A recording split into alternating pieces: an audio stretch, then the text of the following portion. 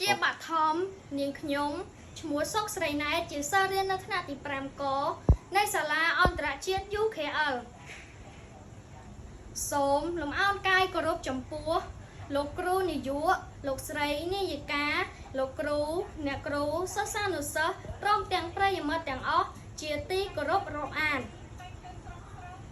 ថ្ងៃនេះនាងខ្ញុំមានសេចក្តីសោមនស្សយ៉ាងក្រៃលែងដែលបានលើកយកសម្បត្តិបេតិកភណ្ឌទាំង10របស់ប្រទេសកម្ពុជាមកចែករំលែកចំណេះដឹងដល់អ្នកទាំងអស់គ្នានៅក្នុងវីដេអូមួយនេះតើសម្បត្តិបេតិកភណ្ឌទាំង10នោះមានអ្វីខ្លះសម្បត្តិបេតិកភណ្ឌពិភពលោករូបីនិងអរូបីរបស់ប្រទេសកម្ពុជាទាំង10ដែលបានចុះក្នុងបញ្ជីអង្គការ UNESCO រួមមាន1ប្រាសាទអង្គរវត្តចុះនៅថ្ងៃទី14ខែធ្នូឆ្នាំ1992 2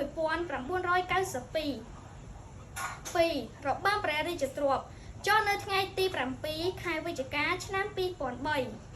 3ល្ខោនស្រមោលស្បែកឬល្ខោនស្បែកធំចុះនៅថ្ងៃទី25ខែវិច្ឆិកាឆ្នាំ2005 4ប្រាសាទព្រះវិហារចុះនៅថ្ងៃទី7ខែកក្កដាឆ្នាំ2008 5ល្បែងទាញព្រ័ត្រចុះនៅថ្ងៃទី2ខែធ្នូឆ្នាំ2015 6ចាប៉ីដងវែងចុះនៅថ្ងៃទី30ខែវិច្ឆិកាឆ្នាំ2016 7ប្រាសាទសម្បូរព្រៃគុកចុះនៅថ្ងៃទី8ខែកក្កដាឆ្នាំ2017 8ល្ខោនខោលចុះនៅថ្ងៃទី28ខែវិច្ឆិកាឆ្នាំ2018 9គុនលបុកកតោចុះនៅថ្ងៃទី29ខែវិច្ឆិកាឆ្នាំ2022 10ប្រាសាទកកេរចុះនៅថ្ងៃទី17ខែកញ្ញាឆ្នាំ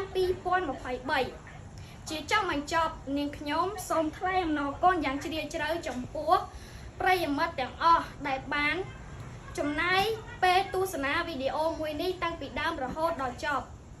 ហើយនាងខ្ញុំសង្ឃឹមថាសិស្សានុសិស្សនឹងយល់ដឹងអំពី